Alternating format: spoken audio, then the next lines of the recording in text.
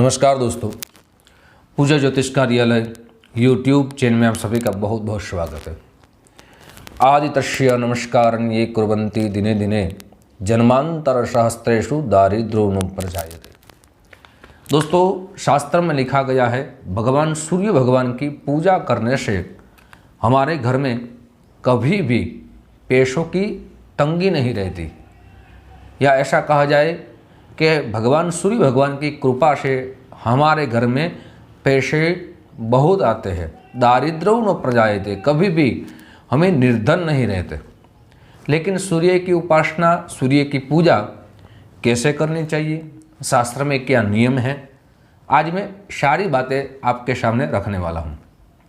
वैसे तो दोस्तों, जन्म कुंडली में भगवान सूर्य भगवान सिंह राशि के जो स्वामी माने गए हैं, और सूर्य बलवान जन्म कुंडली में रहते हैं तब मान बढ़ता है, प्रतिष्ठा बढ़ती है, हमारे जीवन में आरोग्य अच्छा रहता है। साथ ही सत्ता के लिए भी भगवान सूर्य भगवान की पूजा की जाती है। सूर्य भगवान की पूजा करने से हमारा आरोग्य के साथ पैसे भी, हमारे जीवन में धन की अभिवृद्धि रहती है। लेकिन कुछ शास्त्र में नियम है। सूर्य भगवान की हम उपवास करना चाहते हैं तो किस दिन हमें उपवास करना चाहिए, ये सारी वस्तु हमारे जीवन में अनिवार्य अंग है, वो भी हमें प्राप्त करना चाहिए। लेकिन शास्त्र में लिखे गए हैं कि सूर्य भगवान की उपवास आप करना चाहते हैं तो आप षष्ठी के दिन उपवास कर सकते हैं, सप्तमी के दिन उपवास कर सकते हैं, संक्रांति के दिन आप भगवान सूर्य भगवान की उपवास कर सकते हैं, या रविवार के दिन भी सूर्य भगवान के उपवास कर सकते हैं। संक्रांति है दोस्तों, हर मास में सूर्य जिस राशि में प्रवेश करते हैं उसको संक्रांति कहा गया है। जैसे अभी मकर राशि में सूर्य भगवान का प्रवेश हुआ तो उसको हम मकर संक्रांति कहते हैं। हर मास में वो बदलते रहते हैं, उस दिन आप उपवास कर सकते हैं। लेकिन जिस दिन आप उपवास कर रहे हैं उसी दिन 3 वस्तु हमें नहीं खानी चाहिए। सबसे पहले नमक को नहीं खाना चाहिए, अदरक नहीं खाना चाहिए, साथ ही तीसरी जो वस्तु है दोस्तों नमक है, साथ ही अदरक है, और तेल की कोई बनाई चीज़ है वो हमें नहीं खानी चाहिए। आप मीठी चीज़ें जरूर खा सकते हैं। साथ ही दोस्तों, हम भगवान सूर्य भगवान की पूजा करते हैं, जैसे सारे देवताओं के अलग अलग द्रव्यों से हम दीप प्रज्वलित करते हैं। जैसे भगवान कृष्ण भगवान की हम पूजा कर रहे हैं तब हम घृत दीप प्रज्वलित करते हैं। ऐसे अलग अलग द्रव्यों से हम अलग अलग देवताओं की दीप प्रज्वलित करके पूजा करते हैं। लेकिन सूर्य भगवान की अगर आप पूजा कर रहे हैं तब एक बात आपको ध्यान रखनी चाहिए कि वहाँ तिल से भगवान सूर्य भगवान के समीप पे दीप प्रज्वलित करना चाहिए। साथ ही सूर्य भगवान को अभिषेक कर रहे हैं, आप पूजा कर रहे हैं तो आप घी का अभिषेक कर सकते हैं। और शास्त्र में लिखा गया है कि यज्ञ कर रहे हैं, पूजा कर रहे हैं तो सबसे पहले भगवान सूर्य भगवान को जल अर्पित करने के बाद ही, भगवान सूर्य भगवान की पूजा करने के बाद अन्य देवताओं की पूजा का आरंभ रहता है।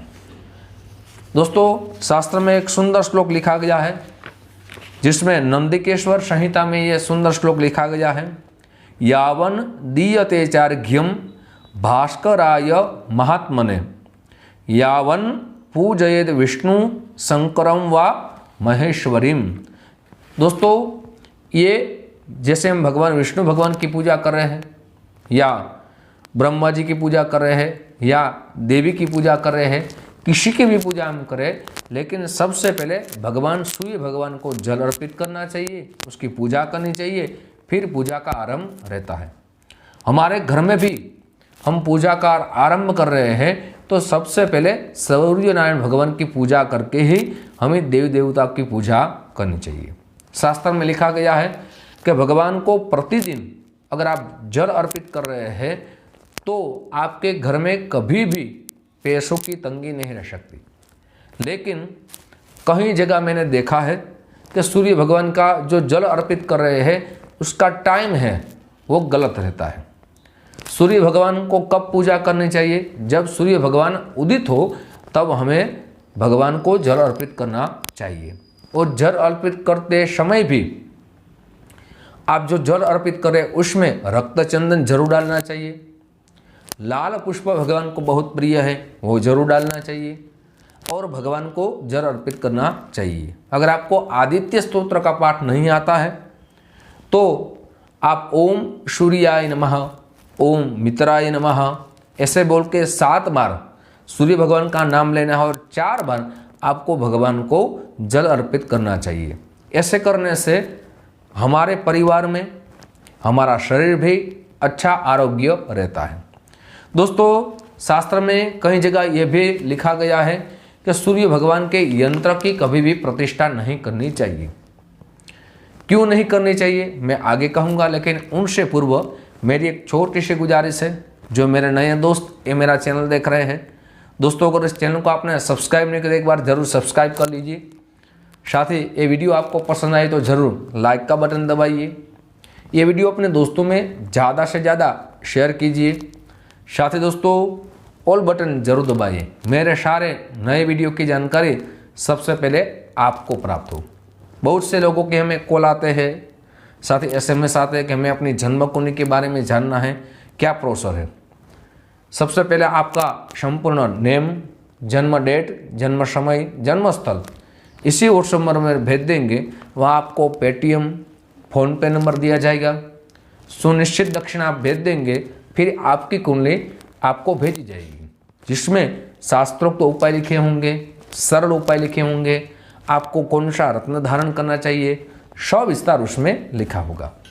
दोस्तों, अब मैं भगवान सूर्य भगवान की प्रतिष्ठा क्यों नहीं करनी चाहिए वो प्रमाण के साथ कह रहा हूँ। मार्कंड पुराण में कुछ वस्तुओं में प्रतिष्ठा नहीं करनी चाहिए। जैसे सुंदर श्लोक लिखा है, कंबुश्चकम शैलभवा नर्मदेयाब्जी निपति बाणो विष्णु शिलाश्चेषाम प्रतिष्ठाम नैव कारयेत। माने शंख की कभी प्रतिष्ठा नहीं करनी चाहिए, गोमती चक्र की प्रतिष्ठा नहीं करनी चाहिए, सुदर्शन चक्र की प्रतिष्ठा नहीं करनी चाहिए, नर्मदेश्वर जिसमें दोस्तों भगवान है उसमें की प्रतिष्ठा नहीं करनी चाहिए। इसी तरह सूर्य यंत्र के भी कभी प्रतिष्ठा नहीं करनी चाहिए। बाणलिंग की भगवान शिव की प्रतिष्ठा नहीं करनी चाहिए। शालिग्राम में जैसे भगवान विष्णु विराजित थे उसकी भी प्रतिष्ठा नहीं करनी चाहिए। ये शास्त्र प्रमाण लिखा गया है। साथ ही दोस्तों, हम जो पेड़ की पूजा करते हैं, जैसे दोस्तों पीपल के वृक्ष में विष्णु भगवान की पूजा करते हैं, वट वृक्ष में भगवान शिव की पूजा करते हैं, बिलीपत्र में माँ लक्ष्मी और शिव की पूजा करते हैं, पलाश में दोस्तों ब्रह्मा जी की पूजा करते हैं। वैसी तरह दोस्तों नीम पेड़ है उसमें सूर्य की उपासना करनी चाहिए।